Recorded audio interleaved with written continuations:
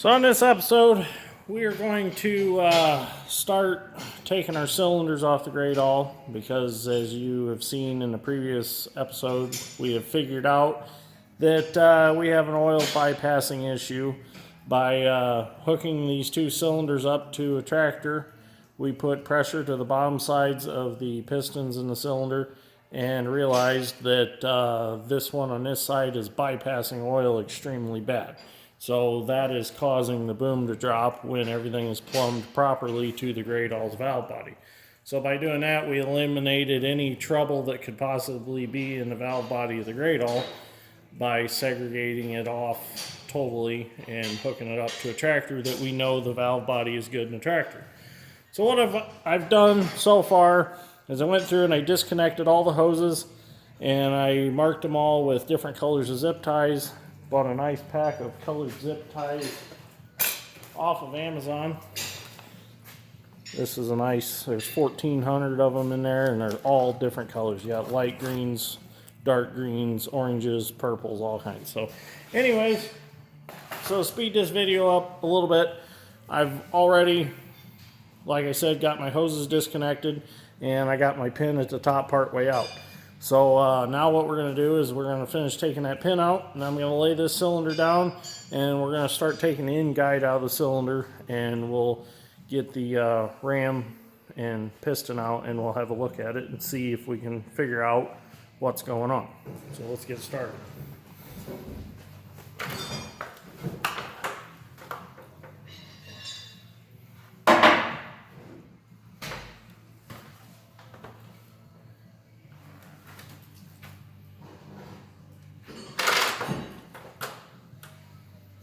Should hold it just fine. So let's move the camera over here just a little closer. So now what we need to do is we need to remove all of these bolts around here, and we'll probably have to take a pry bar to pop that out to get it started out of the tube of the cylinder. So should move that ladder a little farther in so that we can get a bucket under here to catch the oil.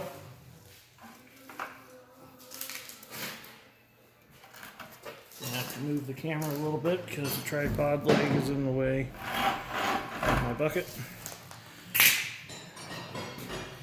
So let's start getting the bolts out. We'll try the hard impact on these first, see if it'll take them out.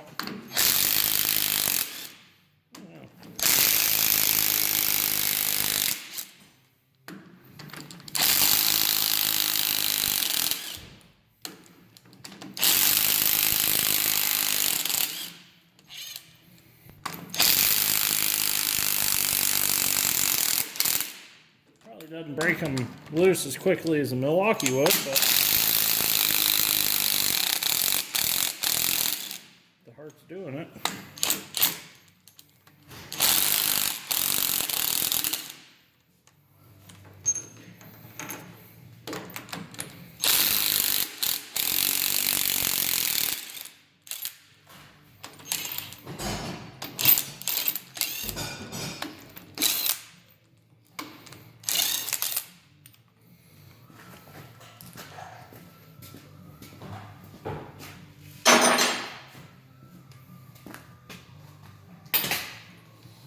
Now I need to do some research and see if I can get seal kits for these cylinders, or if I'm going to have to take them somewhere and get them measured up and see if we can get aftermarket seal kits. I don't know yet. So that is next thing. I did find a mechanic in Canada that works on Gradalls. So I do have somebody that can help me find some of this stuff. I'm sure that there's several mechanics in the United States that works on Gradalls, but this guy happened to chime in on a conversation that I was having with another buddy on Facebook, and I found out that he works on these, and the dealership that he works for, I believe he works for a dealership, or whoever he works for, has had several years experience with Gradall.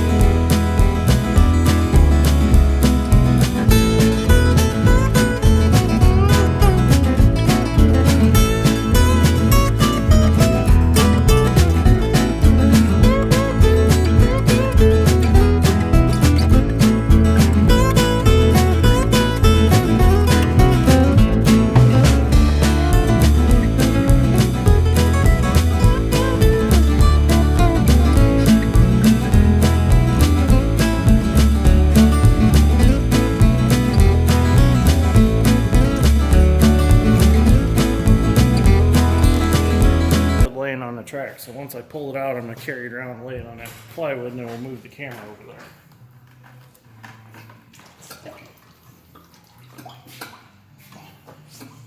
Oh, found our problem.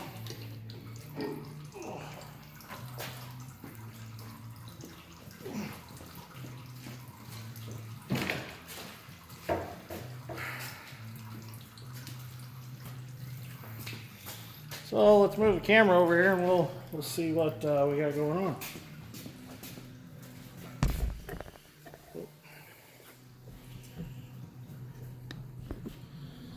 So as we can see, there is nothing left. Well, I shouldn't be able to pull them off like that, but there's nothing left to the seals. So we're going to find out. Them are like a rubber, almost like a V-belt kind of rubber, but they're junk and just trash.